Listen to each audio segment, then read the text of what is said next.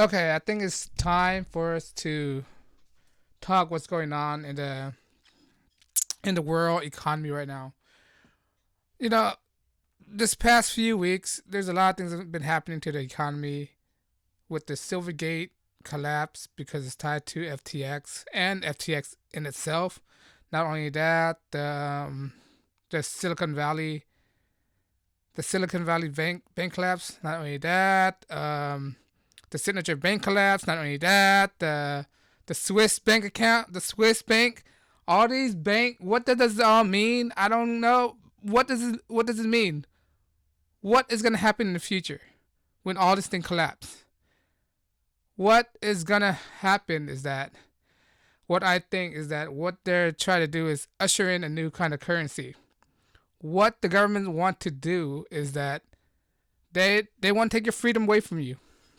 Plain and simple. They just want to take freedom away from you. What can you do? What's the difference between the paper, the physical currency, and CBDC, whatever it is, right? The digital currency that the Federal Reserve try to push right now, all right? It's going to take away your freedom away from you. That's what it is. The dollar, the physical dollar in itself represents freedom, right? That means the government, when you exchange between private party, it's private. They don't know what's going to happen. They cannot track you. Like if you go buy something off Craigslist and you buy something from a person, say like a pair of sneakers, shoes, right?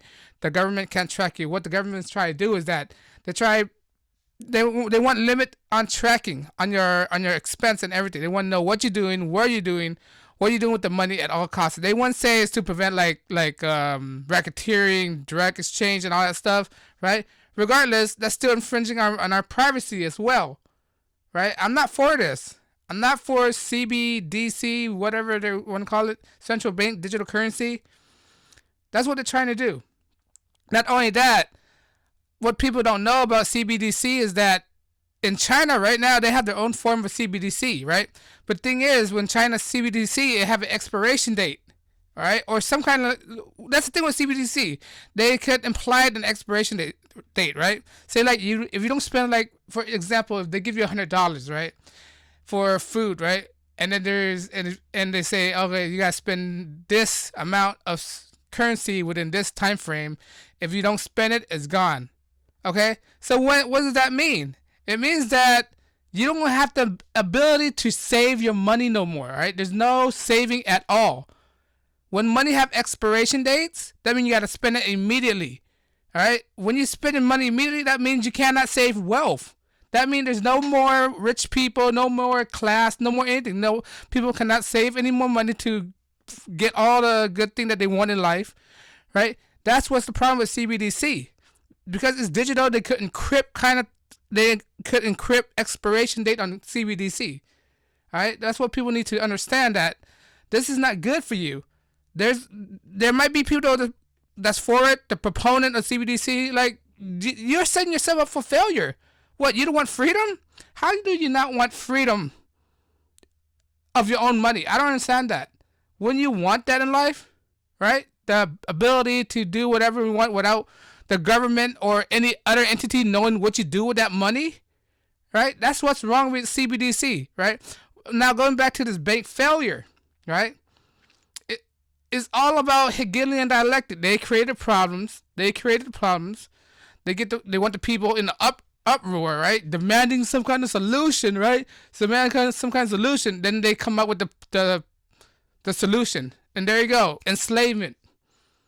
That's what it is. They try to enslave you, not oppress you, not want you to prosper in life, right? What does it mean when you have the ability to save money?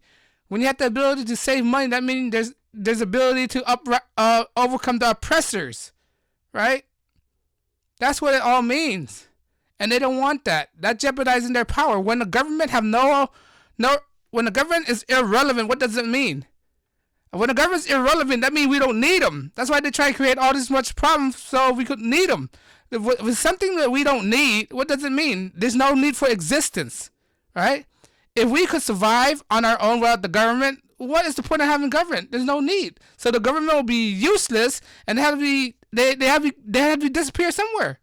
That's the thing. And this is what they try to do. They try to make themselves relevant because they don't want to go anywhere at all. Right? That's what the deal with the government and all these control factors.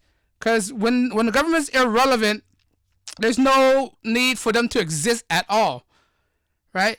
And that's what we're seeing right now. All these things that happen right now is like they created the problems. Every event that's been created, it has something to do with the government, have ties, connection, and all that stuff, right? Not only that, where I'm come from, our governor have ties with this bank, the Silicon Valley Bank too. That's why he's pushing all this stuff. Oh, we got to bail him out. Of course you want to bail him out because you got vested interest in this. Would your wife have what? Stockholding or whatever it is into this bank, right? Because they got vested interest. This is why these Democrats, all right, they're pushing this thing so much. Or this Rhino, I'm bipartisan. I don't care whether you're Democrat or Republican or any of these stuff, right? These traitors, that's what I'm saying. These traitors want to crush the people down and want to take our freedom away from us, which is the ability to save money. All right, if we don't have the ability to save money, what's the point? At all. There's no freedom. And that's what is going on right now. This dilemma of sovereignties of currency, right? And not only that, when they forgive these bailout, that's the thing too. They like to redefine. Have you been noticing lately? They've been redefining words, redefining recessions, redefining what is a woman, redefining what is a bailout, all right? They would do that to confuse you. They're gaslighting you. That's basically what it is. They gaslight you, try to make you look the other way, distract you, right? That's what it's all about. When they distract you, they could do all those their sneaky stuff in the background, right? Now, why was this able to happen with Silicon Valley, right? It's because I guess the Dodd-Frank Act, at first they used to say that, okay, you could lend the money, but you have to save like 10-20% of the depositor money in there or something like that, right? Now, I guess what's in the Dodd-Frank Act, they're allowed to use all the money instead of having some money in there to save for the depositors, all right? And people don't know who wrote the Dodd-Frank Act. Is Barney Frank. Barney Frank and Chris Dodd, these are the same guy that allowed the subprime mortgage happen in 2008, right? These are the guy who wrote that made it easy for people who have bad credit to take out a loan to buy a house, therefore crashing the system in 2008. It was their fault, all right? They're just happen to be Democrats. Don't you understand that? They just happen to be. These people are totally screwing up the country big time. These are very incompetent people that's in charge, that's writing our bill, right? And they don't understand that by bailing them out, they're gonna print more money. What does that mean? It's gonna boost up inflation. And what does that mean? It's gonna come out of our pocket, regardless whether it comes out our taxpayer money or it come out of inflation. Either way, we're paying for it. We're getting the end of the shaft. Basically, that's what's going on in this thing right now. This is the dilemma we're facing right now that people don't understand. All right, people need to understand that this is not helpful. Just let them. And we live in a capitalist society, right? What happened in the capitalist society? There's ability to fail too, right? When you have the ability to fail, you have to take responsibility for your action. Now, what does this bailout mean? Does this bailout mean we have what? We could make all these banks. Okay, we fail. Okay, don't worry. The government will help us. What kind of example is that set up for other company? It set up that other company. Okay, if we fail, that means we don't have to worry about it because the government can bail out. Because they don't understand that if we keep bailing out, that means there's more money in the system. When there's more money in the system, inflation happens rapidly, right? The price of things go up, inflation go up. What does that mean? But just the price of things going up, but does your wage going up too? No, your wage hardly goes up with inflation. Inflation can go faster than your wage right now. And that's what people don't understand. Wage don't automatically goes up. Wage is determined by the employers. All right, if the employers aren't making enough money, right? That means they have to lay off people, right? When inflation go high, what does that mean? That means people aren't willing to spend more. When people aren't willing to spend more in business, what does that mean? That business has to close down or fire people. And then it's just a domino effect, cascading. All right, just when people are not willing to buy it, I mean the people become unemployed. When people are employed, that means there's no productivity. All right, when there's people aren't buying stuff, that means the company aren't selling enough. When the company aren't selling enough, that means they have to close down. When people are not going to buy stuff anymore, that means there's no point.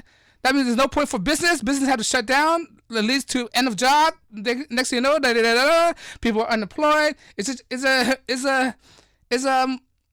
a chain reaction. All right, and people don't understand that inflation is not a good thing. Inflation leads to unemployment because high prices lead to people not wanting to buy stuff.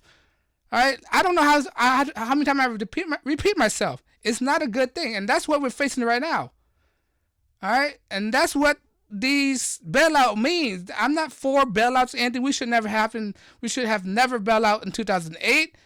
All right, and what happened in 2008? It doesn't get any better. No, during the Obama administration, there was no productivity. It's basically stagnant within his whole 8 years of his administration. It's just stagnant. He didn't do nothing at all. Then when Trump gets in, that's when you see some kind of improvement. Then when Biden comes in, and then it continue on the Obama strategy. Now where it's going right now. Now it's even worse in 2008, right? But I don't know. The people are projecting that there's more stuff coming up ahead. This is not the first. This is going to be this is just the beginning. I want to tell you that. All right.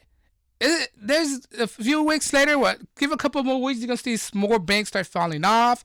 They're not making enough interest, not getting enough depositors. When there's not enough depositors, that means the bank aren't have enough money to lend out other people. That's one other thing. People don't understand how the bank works. The only way bank makes money is by using other people's money. That's what it is.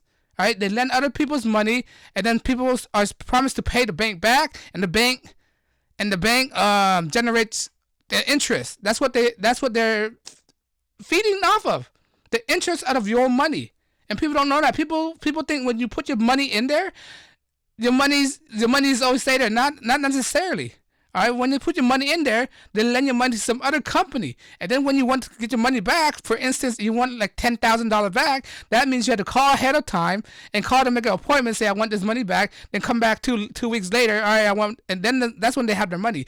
You cannot just, these day and age, you cannot go to the bank and ask for your money immediately like that. That's what people don't understand, right? Financial education is hardly taught in schools. People don't know anything about financial responsibility. You could take like economics, right? But how many people are savvy in econ, right? People can barely pass macroeconomics, right? Let alone, people can't pass microeconomics, let alone macroeconomics. Jeez.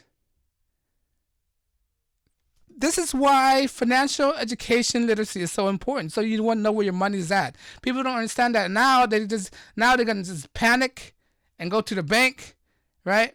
Go to the bank, take it off the small banks, and then what the media is doing right now. What is the media doing right now? Right? They're probably this bank would never fall. This bank like Chase, Bank of America, Citigroup, or what else? Wells Fargo. These are the big banks. They would never fall. Never say never, man. They fought once. Washington Mutual was once a big bank, and look what happened to them. They got consumed by Chase Banks. All right? They got consumed by Chase Bank. And who to say it's not going to happen again? It's ridiculous to have that kind of idea, to say these banks will never fall. What they're doing right now, they try brainwash the public, saying, "Oh, the small regional banks, they're insecure, they're not healthy, they're very volatile." And what does that do? They set a precedent on the people's mind. Oh, I gotta get my banks out and put it into this bigger bank. And what does that happen? It make the smaller bank irrelevant, and then it make them go out of business. And now what's left? There's only the big five bank. Now there's a monopoly going on here. All right. What else is gonna happen? The other big five gonna consume itself. They're gonna merge together, and later on in the future, there's gonna be one bank. That's it. There's gonna be only one bank in the future. It's a total monopoly game. And if you know how to play Monopoly, not too many people know how to play Monopoly. All right, it's one big Monopoly that we're going through right now, and people don't know what's going on. And let's see what's going on in the future. Let's see what's in the headline. I don't know. There's gonna be the future is bleak right now, but let's see if we have any hope. But let me know what you think. Leave a comment below, and let me know. Let me know what was the next to fall. What's the next Black Swan event? Um, it's very looking bleak, to be honest. My opinion, but yeah. Thank you for listening, and I'll come back with the next episode.